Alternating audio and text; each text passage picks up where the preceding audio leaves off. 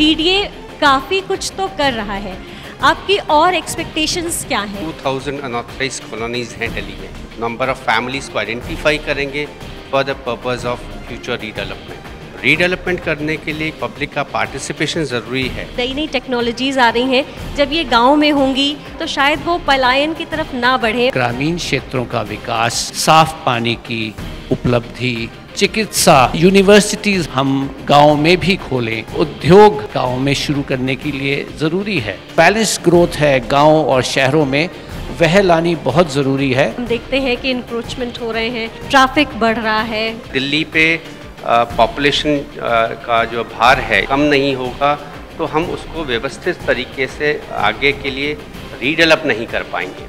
Roads नहीं दे पा रहे हैं, इंफ्रास्ट्रक्चर जो बेसिक नेसेसिटीज़ की हैं वो हम प्रोवाइड नहीं कर पा रहे हैं।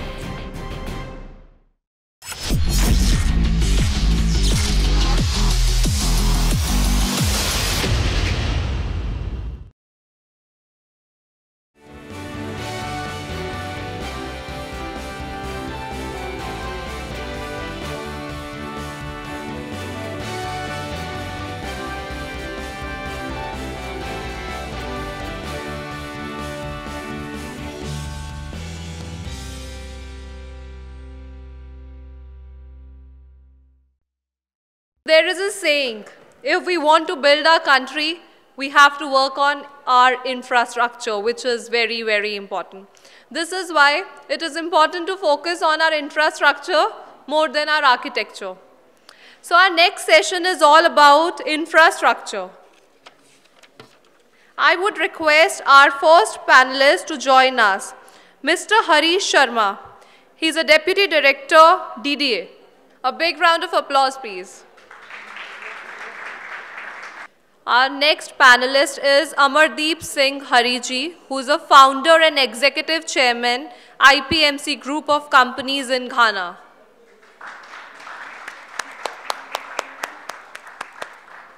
This session will be moderated by my co-host and by my friend, Ms. Neeti Shukla, who is an RJ, VJ and voiceover artist.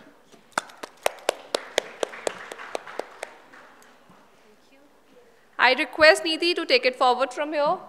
जैसे कहते हैं कि किसी भी देश की जो प्रगति है वो बहुत ज़्यादा निर्भर करती है उस देश की सोशियो इकोनॉमिक कंडीशन पर। तो किस तरह का वहाँ का इंफ्रास्ट्रक्चर है वो इस बात पर ही निर्भर करता है कि किस तरह से उस देश की ग्रोथ हो सकती है। जिस देश में जब अच्छी सड़कें होंगी तो कनेक्टिविटी बनेगी, उसके बाद वो जिस जगह जिस गांव-गांव से कनेक्ट होंगी वो सड़कें, वहाँ पर इंडस्ट्रीज़ पहुँचेंगी, लोगों को रोज़गार मिलेगा और पॉवर्टी दूर होगी और खुशहाली आएगी। लेकिन ये जो इंफ्रास्ट्रक्चर है किस तरह से होना चाहिए और आने वाले समय में किस तरह से प्लान किया जा रहा है, गवर्नमेंट क्या कुछ कर रही है। 33% की बढ़ोतरी की गई है इस साल बजट में इंफ्रास्ट्रक्चर के ऊपर, तो बहुत कुछ किया जा रहा है। क्या कुछ और एक्सपेक्टेड है, इस सब से बातचीत करने के लिए हमारे साथ हमारे माननीय गेस्ट मौजूद हैं। तो पहला सवाल मेरा आपसे है, डीडीए के डेप्यूटी डायरेक्टर है मिस्टर हरीश शर्मा जी। तो हम ये पूछना चाहेंगे कि डीडीए काफ़ी कुछ तो कर रहा है, आपकी और एक्सपेक्टेशंस क्या हैं, किस तरह की चीज़ें और अभी आपको चाहिए, गवर्नमेंट से किस तरह की और हेल्प चाहिए और जनता से किस तरह की हेल्प चाहिए? First of all, thank you very much to V Media and thank you for being here, all the panelists and the public sitting in front of me. Ma'am ने एक बहुत अच्छा सवाल किया कि पब्लिक का पार्टिसिपेशन। देखिए, कोई भी रीडेवलपमेंट होता है या डेवलपमेंट होता है उसमें पब्लिक का पार्टिसिपेशन होना बहुत ज़रूरी है। अब 2041 का हमारा 4th मास्टर प्लान जो है अभी आने वाला है, ड्राफ्ट हमने उसका तैयार कर दिया है, मंत्रालय को उसको भेज दिया है और अभी कुछ ही टाइम में शायद वो अगर वहाँ से अप्रूव हो जाता है तो पब्लिश भी हो जाएगा। रीडेवलपमेंट करने के लिए क्योंकि पब्लिक का पार्टिसिपेशन ज़रूरी है, तो उसमें क्योंकि दिल्ली को आपने देखा ही है कि for the past so many years यहाँ पे अनऑथराइज्ड कॉलोनीज़ का डेवलपमेंट मतलब ग्रोथ बहुत ज़्यादा हो गया है। क्योंकि दिल्ली आफ्टर इंडिपेंडेंस यहाँ पे माइग्रेशन बहुत ज़्यादा हुआ है, may be because of job opportunities की वजह से। तो ये एक रीज़न रहा है माइग्रेशन का। दूसरा शायद ये भी है कि हमने जो हमारे एडजॉइनिंग स्टेट्स हैं वहाँ पे हम उतना डेवलपमेंट या जॉब अपॉर्चुनिटीज़ क्रिएट नहीं कर पाए थे। तो यहाँ पे पब्लिक का मतलब बेतरतीब तरीके से जो है यहाँ पे डेवलपमेंट हुआ, अनऑथराइज्ड कॉलोनीज़ डेवलप हुई। अभी रिसेंटली जो है अगर मैं आपसे कहूँ तो अप्रॉक्सीमेटली 2000 अनऑथराइज्ड कॉलोनीज़ हैं दिल्ली में, which is a major part of Delhi's land, जहाँ पे कि ये रीडेवलपमेंट ये अनऑथराइज्ड कॉलोनीज़ जो हैं डेवलप हुई हैं। मौजूदा सरकार ने पीएम उदय एक योजना है जिसका मैं जिसका एक पार्ट हूँ छोटा सा। हमने ये स्कीम लेकर के आए 2019 में, और जो लोग इन अनऑथराइज्ड कॉलोनीज़ में रह रहे हैं उन लोगों के लिए हमने जो है उनको कन्फर्मेंट ऑफ ओनरशिप राइट्स का एक प्रोविज़न रखा है इस स्कीम के तहत। और उसका बेसिक पर्पज़ ये है कि once conferment of rights are given to those persons, उसके बाद हम उन नंबर ऑफ़ प्रॉपर्टीज़ को, नंबर ऑफ़ फैमिलीज़ को आइडेंटिफाई करेंगे for the purpose of future redevelopment. और रीडेवलपमेंट के लिए हमने जो है 3 कॉलोनीज़ को भी अभी आइडेंटिफाई कर लिया है, जहाँ पे हम सूनर और लेटर रीडेवलपमेंट प्रोजेक्ट्स लेके आ रहे हैं। जी, हम इस तरफ एक बार फिर से लौटेंगे। अगला सवाल हमारा है अमरदीप सिंह जी हरी जी से, founder and executive chairman IPMC group of companies in Ghana. Sir, जो हमारा मेन टॉपिक है आज का, ब्रिजिंग रूरल गैप्स, कहने को तो बहुत बड़ी बड़ी योजनाएं आ रही हैं, 10 लाख करोड़ का बजट अप्रूव किया गया है इस बार, लेकिन अगर देखें कि जो हमारा आखिरी इंसान है, आखिरी छोर है, वहाँ तक समहाउ ये चीज़ें नहीं पहुँच पा रही हैं। तो how to bridge this gap, इसके लिए क्या किया जा सकता है? हम सभी का मूल है सिंधु सभ्यता, हमारा मूल है गांव, हम सभी वहीं से निकले हैं। तो अगर हमने खुशहाली लानी है तो सबसे पहले हमारे मूल से हमारे गांव में लेकर आनी है। हमने प्रोग्रेस सबसे पहले वहाँ पर लेके आनी है। पर हमारे सामने एक बहुत बड़ी विडंबना है, जब हम ग्रामीण शिक्षा से वहाँ के लोगों को सक्षम बनाते हैं, तो क्या वह हमारे खेत खलियानों में फसलों के ऊपर काम करना चाहेंगे? क्या वह गाँव में रहना चाहेंगे? क्या हम भी वही शिक्षा प्राप्त करके आज शहरों में नहीं आ गए, विदेशों में नहीं चले गए? तो ऐसी नीति सरकार को अपनानी कि जिससे हमारे गांव खाली हो जाएं। पर क्या इसका मतलब है कि हम वहां पर शिक्षा देनी बंद करें? तो यह एक बहुत अहम सवाल हमारे सामने है। और जो हमारे देश का संविधान है वह समानता का जो हक है सबको देता है। और अगर हमने उच्च शिक्षा प्रणाली शहरों में लानी है तो वह हमारी गांव में लानी भी बनती है। और संविधान को अगर हम नहीं भी विचार करते तो हमारा जो एक मनुष्य का कर्तव्य है, हमारा जो धर्म है, और हमारा देश तो गुरुकुल के लिए सबसे ज़्यादा मान्यता रखता है। और हमारे सिख धर्म में भी हमारे दूसरे गुरु अंगद देव जी, उन्होंने सबसे पहले सबसे अधिक कार्य जो किया वह ग्रामीण क्षेत्रों में जो उन्होंने शिक्षा प्रणाली लेकर आए, जो उन्होंने गुरमुखी लिपि के ऊपर विकास किया। तो हमारे जो फाउंडर्स हैं, हमारे जो धर्म के, हमारे जो सिविलाइजेशन के जो लीडर्स हैं, हर एक ने शिक्षा प्रणाली के ऊपर सबसे ज़्यादा ध्यान दिया है। तो इस बात को मद्देनज़र रखते हम इसको नहीं नकार सकते कि अगर हम विलेजेस के अंदर ग्रामीण क्षेत्रों के अंदर शिक्षा लाएंगे तो वह खाली हो जाएंगे, सब शहरों को आ जाएंगे। इसके लिए ज़रूरी है कि हम ग्रामीण क्षेत्रों का विकास भी जिस तरीके से शहरों का कर रहे हैं उसी तरीके का ध्यान हमें उस तरफ भी देना चाहिए।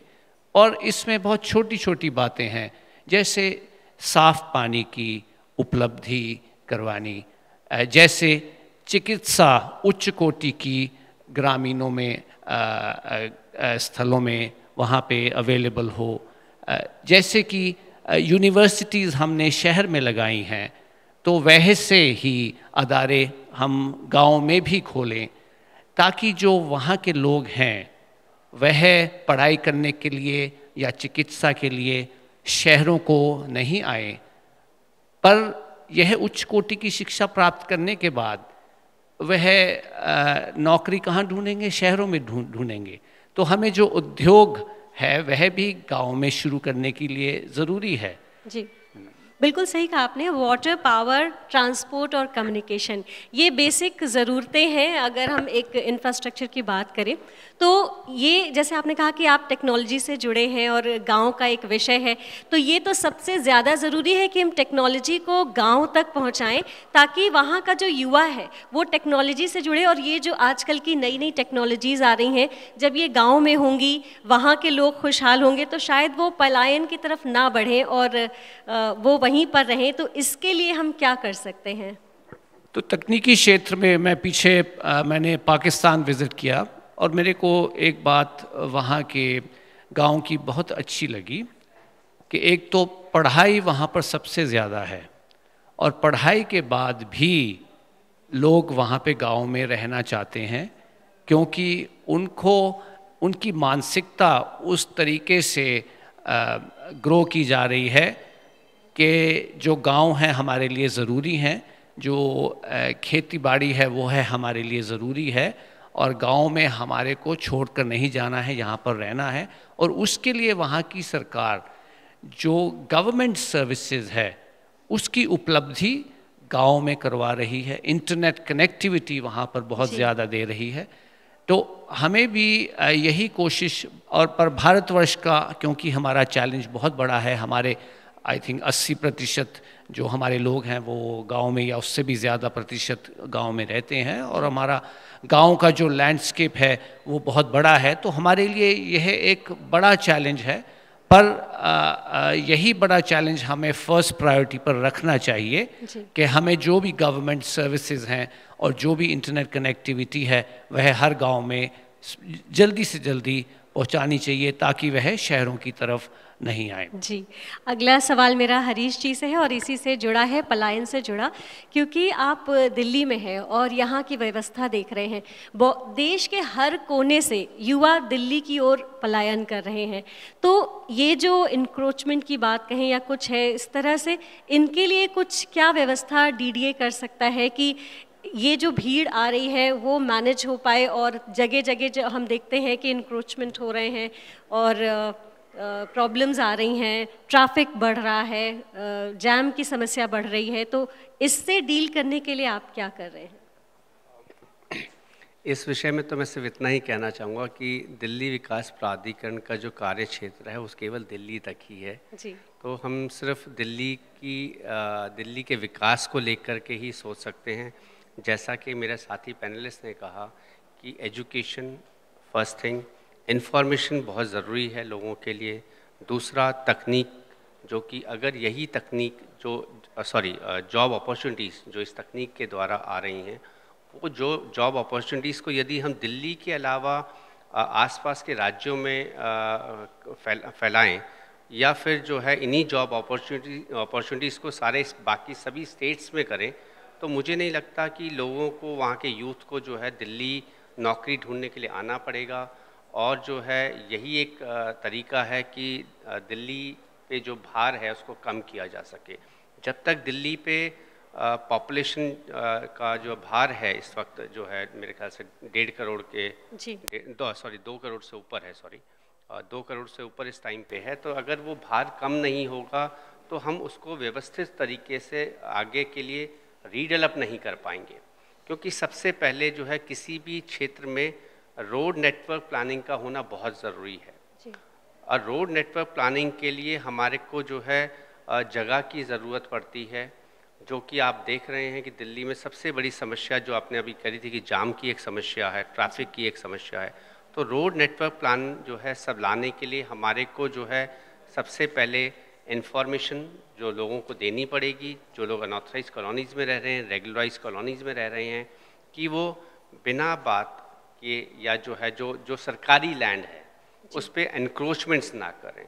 देखिए हम लोग एनक्रोचमेंट्स कर रहे हैं तो वो जगह जो सरकारी ज़मीन है उस पर जो है आज हम रोड्स नहीं दे पा रहे हैं या और बेसिक फैसिलिटीज़ जो हैं, इंफ्रास्ट्रक्चर जो बेसिक नेसेसिटीज़ की हैं वो हम प्रोवाइड नहीं कर पा रहे हैं। सर ऐसा आपको नहीं लगता है कि अगर हमारे पास ये जो भीड़ पूरे देश से दिल्ली में आ रही है इसको निपटने के लिए एक पहले व्यवस्था होती तो ये जो अवैध कॉलोनियाँ हैं, क्योंकि लोग आ रहे हैं तो कहीं ना कहीं तो रहेंगे, तो अगर उन्हें एक प्रॉपर तरीका, कुछ छोटे कमरों के घर प्रोवाइड किए जाएं, उनसे रेंट लें, उन्हें वो करे, कुछ भी करे, लेकिन अगर ऑथराइज्ड कॉलोनीज होंगी रहने के लिए तो अनऑथराइज्ड की ओर लोग क्यों जाएंगे? बिल्कुल आपका सवाल बिल्कुल सही है। दरअसल मैं थोड़ा सा पास में जाना चाहूँगा। 1947 में जो है देश आज़ाद हुआ, 1937 में दिल्ली इम्प्रूवमेंट ट्रस्ट बना था आज़ादी से पहले। तो दिल्ली इम्प्रूवमेंट ट्रस्ट इसीलिए बनाया गया था ताकि हम जो है चीज़ों को व्यवस्थित कर सकें दिल्ली में। जब 1947 में पार्टीशन हुआ तो पार्टीशन के बाद जो है Delhi being the capital of India, तो यहाँ पे माइग्रेशन बहुत ज़्यादा हुआ था और बहुत हैफाजत तरीके से डेवलपमेंट स्टार्ट हो गया था।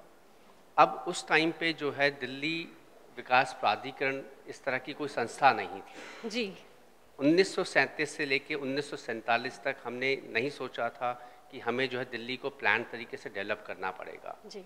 एंड 1957 में जाकर के दिल्ली डेवलपमेंट अथॉरिटी जो है मतलब कॉन्स्टिट्यूट हुआ 1957 में जाकर के, और 1962 में जो है हमारा पहला दिल्ली का मास्टर प्लान तैयार हुआ। तो ये जो गैप बीच में आया 1947 से लेकर के 1962 तक, और 62 में तो सिर्फ प्लान आया, हमने वो प्लान बनाया 2001 तक के लिए। तो डेवलपमेंट करने में जो है किसी भी जगह का, किसी भी क्षेत्र का उसमें वक्त लगता है। शायद हम तैयार नहीं थे इस भीड़ के लिए। एग्जैक्टली। तो वो तैयारी जो हमारी थी ना, जो शुरू से जो हमने नहीं करी है, जो नहीं कर पाए, वो एक वजह रही है कि जो लोग आते रहे वो खुद से अपनी झुग्गियाँ डालते रहे, अपना जो है जिनको जहाँ जगह मिली वहाँ वो बस गए। अब होता क्या है कि एक वक्त के बाद उन लोगों को वहाँ से हटाना वो एक बहुत बड़ा मतलब आप एकदम से बुलडोजर नहीं चला सकते क्योंकि वहाँ जीवन चल रहा है, वो लोग रह रहे हैं, तो उनके लिए या तो हम एक ऑल्टरनेट व्यवस्था करें, उनको विस्थापित वहाँ से करके किया जाए, या तो हम इतने इनह्यूमन भी नहीं हो सकते। एग्जैक्टली। सबसे बड़ी समस्या एक और भी आती है, मैं आपको बताता हूँ कि आज की डेट में यदि हम कोई फर्दर रीडेवलपमेंट की सोचते भी हैं और किसी को हम विस्थापित करने की बात भी करते हैं, तो जैसे कि लैक ऑफ इंफॉर्मेशन, लोगों में इंफॉर्मेशन की कमी है, तो वो एक वजह है जिसकी वजह से हम रीडेवलपमेंट आगे नहीं कर पा रहे हैं। जी। हमने जैसे मैंने बताया कि मैं तो प्रधानमंत्री उदय योजना के साथ जुड़ा हुआ हूँ, तो हमारा काम तो अनऑथराइज कॉलोनीज़ का फर्दर फ्यूचर में रीडेवलपमेंट और रीजनरेशन करने का है। इसके अलावा प्रधानमंत्री साहब ने एक योजना निकाली है, प्रधानमंत्री आवास योजना, जो कि अर्बन एरियाज़ के लिए भी है। और यदि आपने देखा हो तो अभी पीछे आज से 3 महीने पहले जो है जब दिल्ली के इलेक्शंस थे, उस टाइम पे कालका जी में हमने इन सीटू रिहेबिलिटेशन में 3024 फ्लैट्स जो है लोगों को दिए हैं। और अभी हमारा एक कल परसों का एक आर्टिकल आया है, अभी हमारा एक 1600 फ्लैट्स हमारे और तैयार हो गए हैं देने के लिए। तो डीडीए रीडेवलपमेंट में जा रहा है, इन सीटू रिहेबिलिटेशन में भी जा रहा है, लेकिन समस्या सिर्फ यही आती है कि हमें जो है लोगों का जो है कोऑपरेशन, पब्लिक का कोऑपरेशन बहुत ज़रूरी है, क्योंकि हम जो है बुलडोजर नहीं चला सकते हैं क्योंकि वहाँ लोग रह रहे हैं, वहाँ उनके परिवार रह रहे हैं। जी, अगला सवाल सर आपसे है हमारा। ये तो बात हुई दिल्ली में ये जो पॉपुलेशन की समस्या है, एक और चीज़ है कि इंफ्रास्ट्रक्चर के लिए खुद को रेनोवेट करते रहना है, तो बहुत सारी गाड़ियों को अब स्क्रैप करने की बात हो रही है। कि जो 10 साल से पुरानी गाड़ियां हैं, डीजल गाड़ियां, या 15 साल से पुरानी पेट्रोल की गाड़ियां हैं, इनको हम स्क्रैप करें, तो क्या कहीं ना कहीं ये हमारे इंफ्रास्ट्रक्चर को बेहतर करने के लिए भी काम आएंगी? ये तो बहुत बड़ा चैलेंज है, और ये बात आप ना याद दिलाएं, क्योंकि मैंने अपनी गाड़ी 10 साल के बाद, मैं तो बहुत प्यार करता हूँ उसको नहीं मैंने गाड़ी को फेंकना।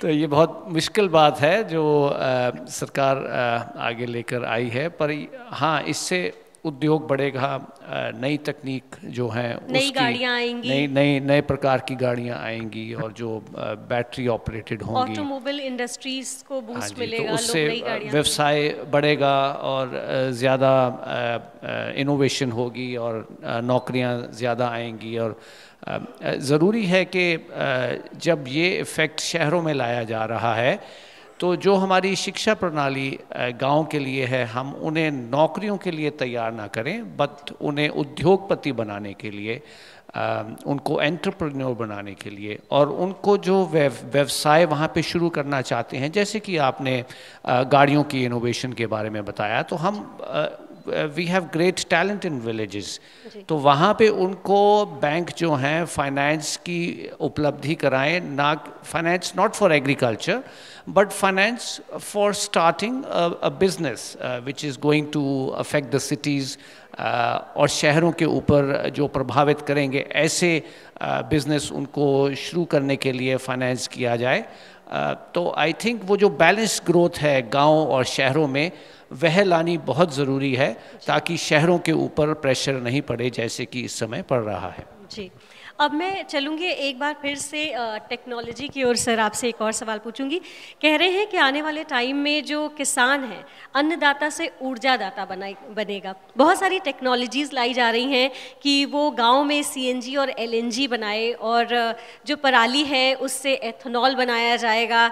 कई 100 करोड़ के प्रोजेक्ट्स लाए जा रहे हैं। तो ज़मीनी स्तर पर इसकी क्या पॉसिबिलिटी है कि ये सब हम कर पाएँ?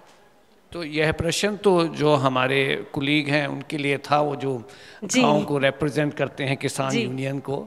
पर यह बहुत अच्छा आपने बताया कि किसान ने तो दाता ही रहना है, और उसने इवॉल्व होना है to become a new type of giver, and this would be at this time the energy.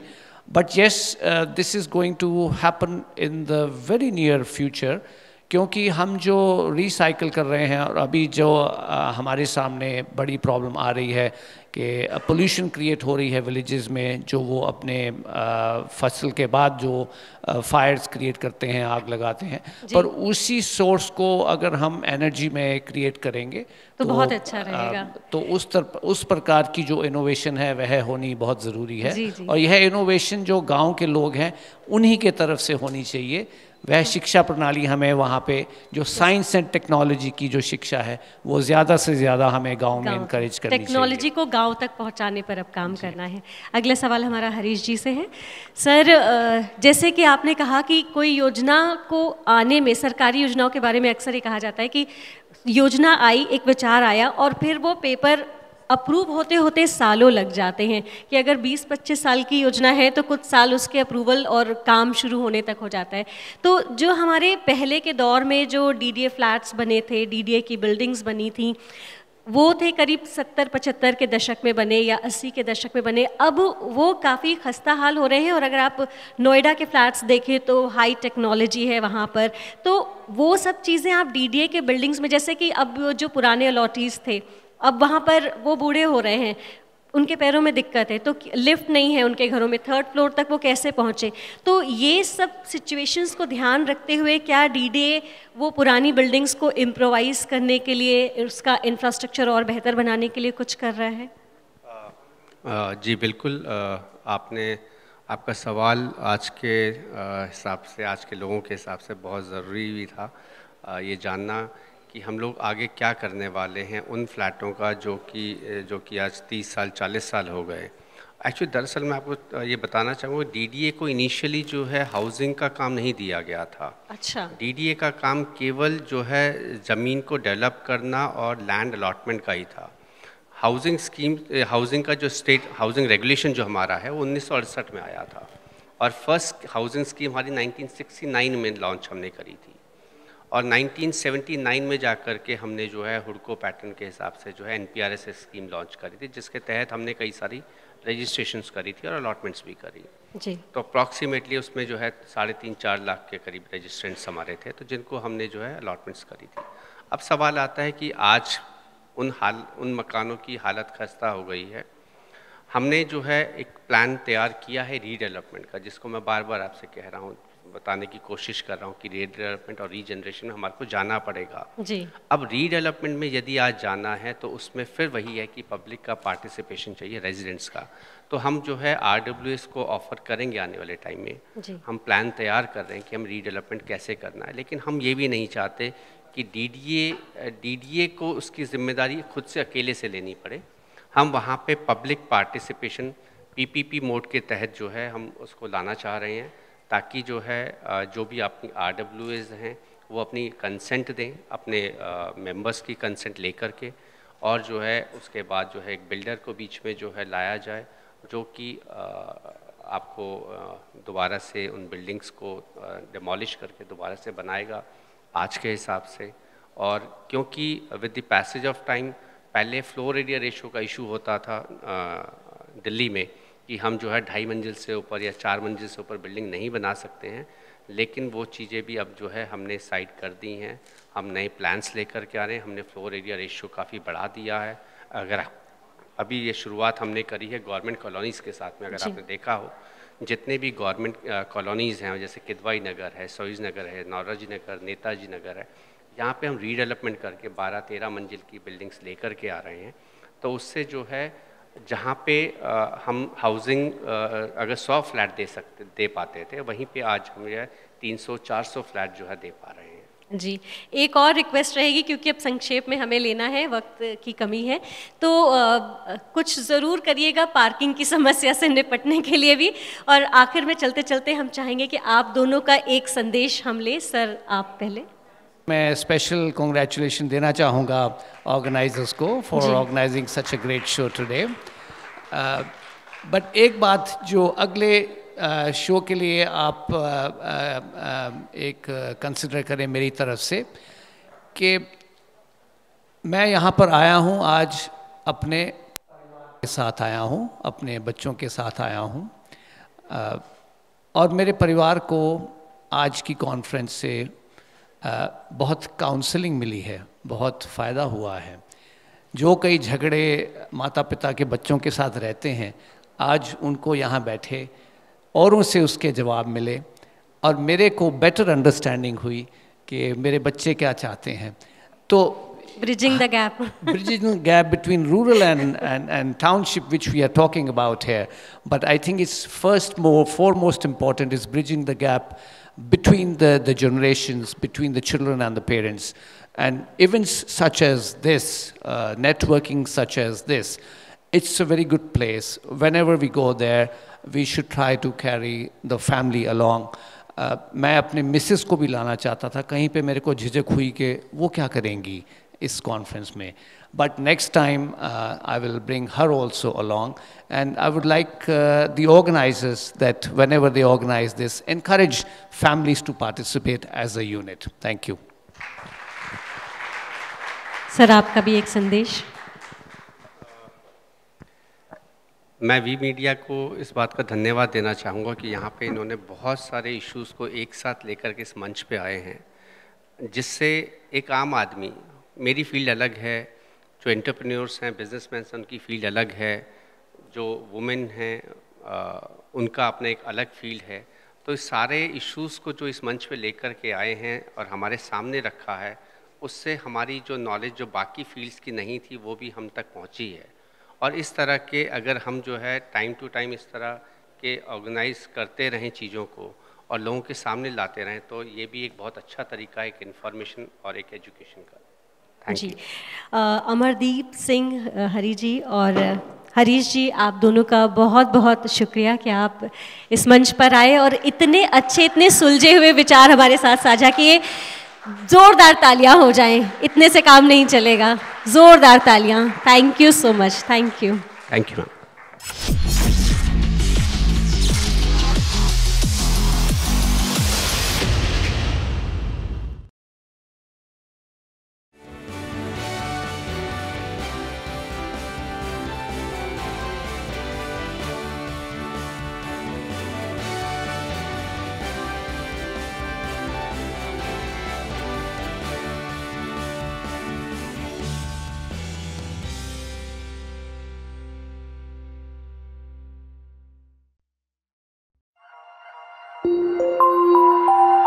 है।